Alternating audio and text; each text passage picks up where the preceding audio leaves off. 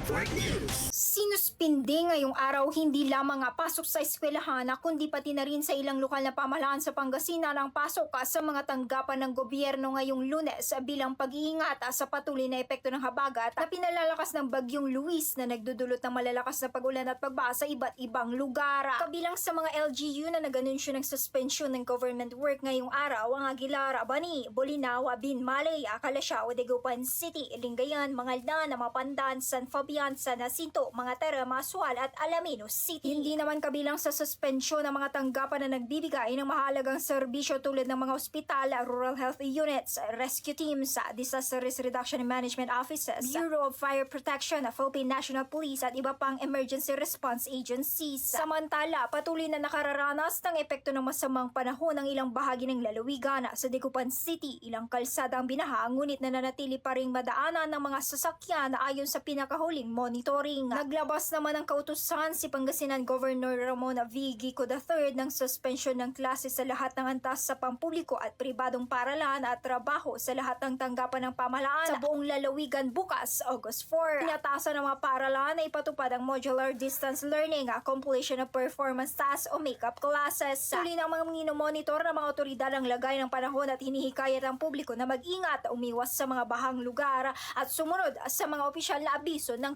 kanilang LGU. Kasama mo mula rito sa IFM News Tegupan, ito sa Idol Denise Brillante Tata Arimen! RMN Network News.